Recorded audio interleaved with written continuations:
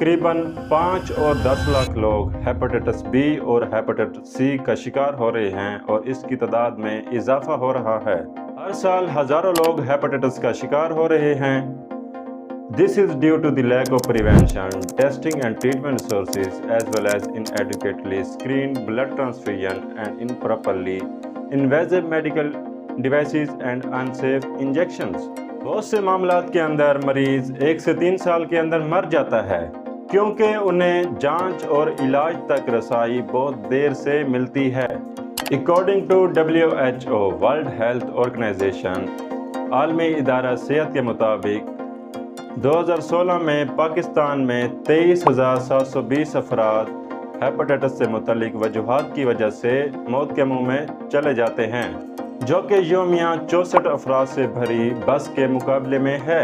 अगर आप hepatitis C का इलाज करवाना चाहते हैं तो USA के अंदर 24,000 से 95,000 US$ लागत आ सकती है, जो कि पाकिस्तानी 70 लाख से 2 करोड़ 70 लाख तक आ सकती है। इसीलिए इसकी रोकथाम के लिए हमें आज ही कुछ करना होगा।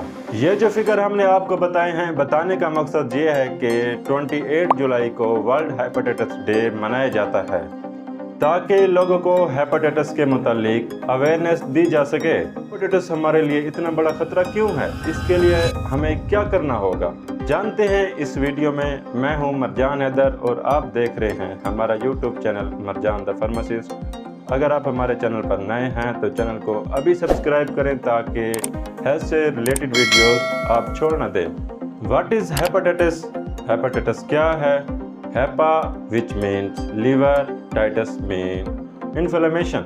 Hepatitis is an inflammation of liver. Layman में लीवर की जो सोजिश होती है, इन्फ्लेमेशन होती है, उसको हेपेटाइटिस कहा जाता है।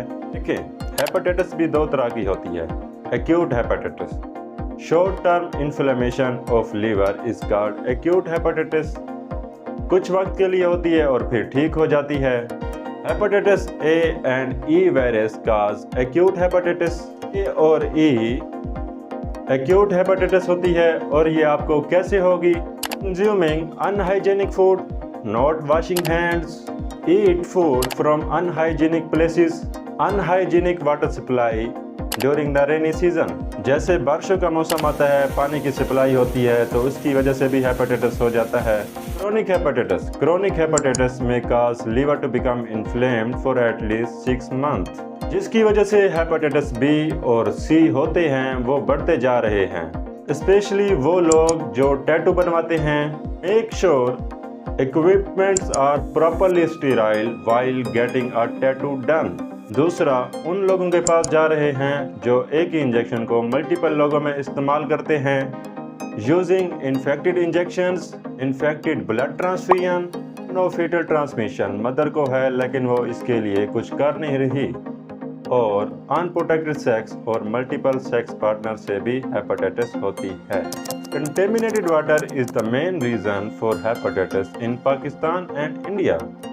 गौर करें, अगर एक शख्स को हेपेटाइटिस सी है तो आप उसके साथ मिल भी सकते हैं, उसको गले भी लगा सकते हैं, उसके साथ बैठकर खाना भी खा सकते हैं, क्योंकि हेपेटाइटिस सी सलाइवा के ज़रिए से नहीं फैलता। हेपेटाइटिस सी जो है तब तक नहीं फैलेगा जब तक ब्लड ट्रांसफ्यूजन नहीं होगा, ब्लड इन कंटैक्ट में नहीं आएगा, तब तक हेपेटाइटिस सी नहीं फैलता।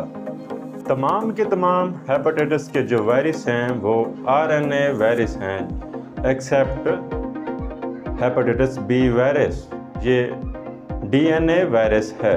Symptoms of hepatitis, common symptoms में फिटीग, थकावट, jaundice, swelling of skin and eye, आँखों और जिल्द का पीला पड़ जाना और एब्डोमिनल पेन, पेट में दर्द। कुछ लोगों में डार्क यूरिन और पेल स्टूल शामिल हैं। क्रोनिक हेपेटाइटिस में कोई भी अलामात जाहिर नहीं होती जब तक कि लीवर डैमेज ना हो जाए। नाजिया और वोमिटिंग भी आम अलामात हैं। बुखार और जोड़ों में दर्द, खास तौर पर हेपेटाइटिस बी में। How is hepatitis diagnose? Hepatitis के डायग्नोस में combination of medical history, physical exams और स्पेसिफिक टेस्ट जिसमें LFT और सीरोलॉजिकल टेस्ट शामिल हैं। इब्तदाई तशखीस से बीमारी का बेहतर इंतज़ाम हो सकता है।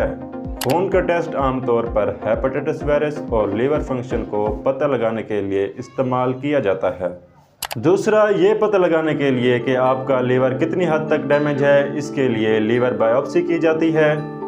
दूसरा, लीवर की एबनॉर्मलिटीज़ को देखने के लिए इमेजिंग टेस्ट लाइक अल्ट्रासाउंड और सीटी स्कैन किया जाता है तथा हेपेटाइटिस के मुतालिक मखसूस एंटीबॉडीज़ या एंटीजन की शनाख्त के लिए सीरोलॉजिकल टेस्ट किया जाता है। पांचवा, वायरल जेनेटिक मटेरियल को डिटेक्ट करने के लिए पीसीआर पॉलीमरेज चेन रिएक्शन का टेस्ट किया जाता है। Treatment option for hepatitis, antiviral medication को हेपेटाइटिस बी और हेपेटाइटिस सी के इलाज के लिए इस्तेमाल किया जाता है। हेपेटाइटिस ए आमतौर पर बगैर किसी इलाज के ठीक हो जाता है। केयर में अगर आपको हेपेटाइटिस हो गया है तो आपको करना क्या है कि आपको रेस्ट ज़रूरत से ज़्यादा करना है और हाइड्रेशन यानी कि पानी का ज़्यादा इस्तेमाल करना है, मशरूबात का ज़्यादा इस्तेमाल करना है। इसमें शुगर केन का जूस जो है वो ज़्यादा फ़ायदेमंद हो सकता है।